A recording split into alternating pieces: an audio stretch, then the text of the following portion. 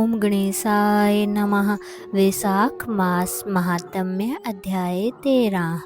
श्री सूत जी महाराज सभी ऋषियों से बोले, एक समय नारद जी ने राजा अम्बरीश को कहा, हे राजन, वैशाख महीने में मार्ग चलने से व्याकुल और प्यासे मनुष्य जो जलदान नहीं करते वह पक्षी की योनि पाते हैं। उदाहरण के लिए हम ब्राह्मण और घर की छिपकली का इतिहास कहते हैं।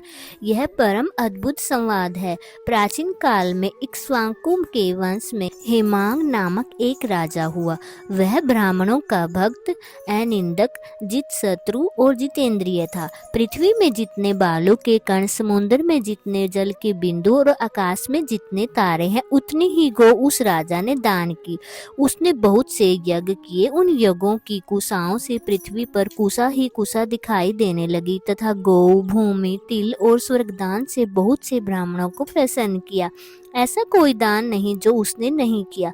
परंतु हे राजन, सुख की इच्छा करने वाले उस राजा ने एक जलदान नहीं किया। ब्रह्मपुत्र महात्मा वशिष्ठ जी ने उसे ज्ञान भी कराया कि जलदान करो, परंतु उस दुर्बुद्धि और हेतुवाद से कहा कि जल तो बिना मूल्य के ही मिल जाता है, इसे दान करने वाले को क्या फल मिलेगा।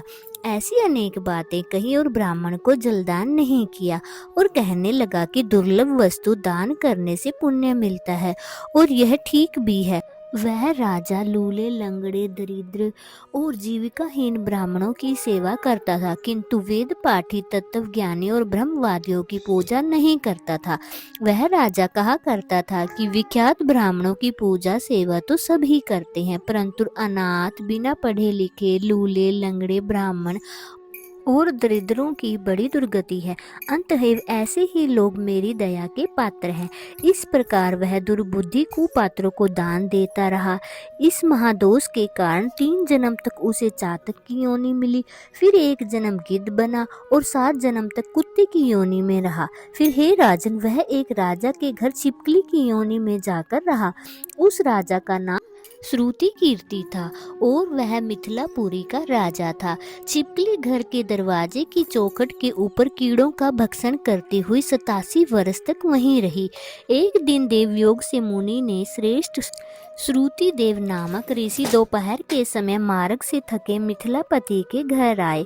ऋषि को देखकर राजा अत्यंत प्रसन्न होकर सहसा उठ पड़ा और बड़े आदर सत्कार से मधुपाक आदि पूजन कर चरण धोने लगा और चरणोदक को अपने मस्तक पर छिड़का। तब देवयोग से एक बिंदु जल उस छिपकली पर गिर पड़ा।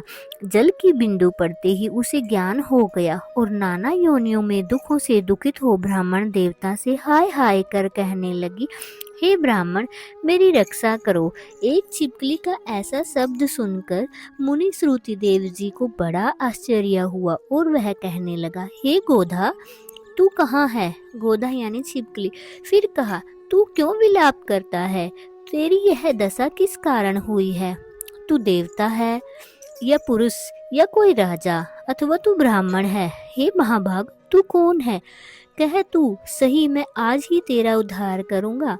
ऋषि की ऐसी बातें सुनकर वह छिपकली रूपी में राजा हेमांग श्रुति देव से कहने लगा कि हे श्रेष्ठ मुनि, मेरा जन्म इक्ष्वाकु कुल में हुआ था और मैं वेद शास्त्रों का पूर्ण ज्ञाता था। पृथ्वी में जितने रज के कण हैं, जितने जल के बिंदु हैं, जितने आकाश में तारागण हैं, उतनी ही गौ मैंने दान की थी। मैंने सभी यज्ञ किए, बावले, कूप और तालाब आदि बनवाए, अनेक दान दिए और धर्म पूर्वक राज्य भी किया। तो भी मेरी ऐसी दुर्गति हुई और मुझे स्वर्ग ना मिला। 3 जन्म तक मुझे चातक योनि मिली और 1 जन्म में गिद्ध हुआ, फिर 7 जन्म तक कुत्ते की योनि पाई। अभी यह राजा आपके चरणोदक को छिड़क रहा था, तब एक बूंद उछल कर मेरे ऊपर आ पड़ी। उसी के प्रभाव से मुझे अपने पूर्व जन्म का स्मरण हो आया और मेरे सब पाप दूर हो गए। हे श्रेष्ठ मुनि, 28 जन्म तक मुझे छिपकली की योनि भोगनी पड़ी। तरह तरह की दैवीय सृष्टि दिखाई देती है। अब मैं इन जन्मों से डरता हूँ। हे द्विज, मेरी यह दशा कैसे हुई, यह विस्तार से कहिए। यह सुनकर श्रुतदेव मुनि ने ज्ञान चक्षु द्वारा सब वृतांत जान लिया और कहने लगे, हे राजन, मैं तेरी इस बुरी योनि का कारण कहता हूँ, चित्त लगाकर ध्यान से सुनो। तूने माधव भगवान के प्यारे वैशाख मास में जलदान नहीं किया। तूने जल को सुलभ समझकर यह निश्चय कर लिया कि यह बिना मूल्य का है। अंत मार्ग में चलने वाले और धूप से पीड़ित ब्राह्मणों को जलदान नहीं किया। साथ ही सुपात्रों को छोड़ कुपात्रों को दान किया। जलती हुई अग्नि को छोड़कर क्या कोई राख में भी हवन करता है? प्राय बताए हुए सुगंध आदि से युक्त कांटेदार वृक्षों का भी कोई पूजन नहीं करता। सब वृक्षों में पीपल की ही पूजा होती है। तुलसी को छोड़कर कटेरी का पूजन क्यों नहीं करते? पूज्यता के विषय में अनाथ की आवश्यकता नहीं है। लूले लंगड़े केवल दया के पात्र हैं, पूज्य नहीं है। तपस्वी, ज्ञानी, वेद आदि शास्त्रों के ज्ञाता ये विष्णु भगवान के स्वरूप हैं। अतएव वे सदा पूज्य हैं। इसमें भी ज्ञानी ब्राह्मण सदैव ही विष्णु भगवान को अत्यंत प्यारे हैं। इसी कारण से ज्ञानी ही सदा पूज्यों में भी अधिक पूज्यतम है और साधु महात्माओं की अवज्ञा इस लोक और परलोक दोनों में दुखदायी है। महापुरुषों की सेवा ही धर्म, अर्थ, मोक्ष का कारण है। कई अंध जाति के मनुष्य कर्तव्य को नहीं देखते। ऐसे मंद आश्रम के लोगों की संगति से कुछ नहीं मिलता है।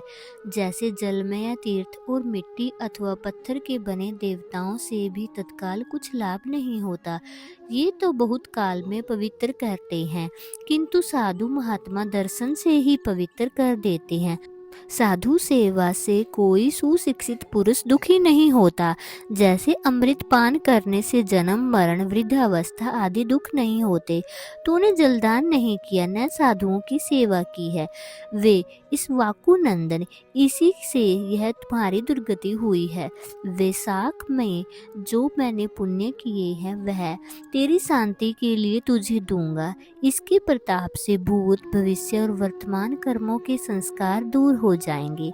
ऐसा कहकर उन मुनि श्रेष्ठ ने जल स्पर्श कर सर्वोत्तम पुण्य का फल उस राजा हेमांग को दे दिया। इस तरह जब उस ब्राह्मण ने वैशाख में एक दिन के स्नान का फल उसे दिया, तब उसके सब पाप दूर हो गए और वह छिपकली की योनि को त्याग कर दिव्य विमान पर चढ़ दिव्य माला, वस्त्र और आभूषण पहनकर मिथिलापुरी के महल में सब प्राणियों को देखते देखते हाथ जोड़कर परिक्रमा दे नमस्कार कर आज्ञा ले स्वर्ग को चला गया। देवता लोग उसकी स्तुति करने लगे।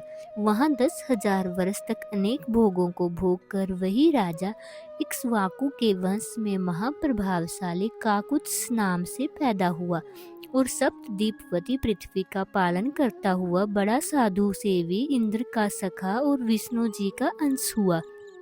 तब वशिष्ठ जी ने वैशाख मास में सब कर्तव्य धर्म सुनाए, जिनके करने से उनके सब दुख दूर हो गए और दिव्य ज्ञान को प्राप्त कर विष्णु के सायुज्य मुक्ति को प्राप्त हुआ। इसलिए यह वैशाख संपूर्ण शुभ फलों का दाता है। इसमें जो मनुष्य यथायुक्त धर्म का पालन करता है उसकी आयु और यश बढ़ता है, पाप दूर हो जाते हैं, पुरुषार्थ चतुष्टय की प्राप्ति होती है और विष्णु भगवान प्रसन्न होते हैं। अतएव ब्राह्मण, क्षत्रिय, वैश्य, शूद्र ये चारों वर्ण, ब्रह्मचारी, गृहस्थ, वानप्रस्थ और संन्यास चारों आश्रम वाले मनुष्यों को वैशाख मास के कहे हुए कर्म करने चाहिए। जो कोई साधुओं के संग दुष्टता से करते हैं उनका कहना ही क्या है। इसी प्रकार साधुओं की सेवा न करने से इस वाकु के पुत्र ने दुख भोगा और उनकी बुरी योनियों में जन्म लिया। जो रात दिन इस पुण्य चरित्र रूपी पुराने इतिहास को सुनता है वे जन्म, मृत्यु और बुढ़ापे आदि से निसंदेह छूट जाता है। वैशाख मास महात्म्य अध्याय 13 संपूर्णम। हरे कृष्ण।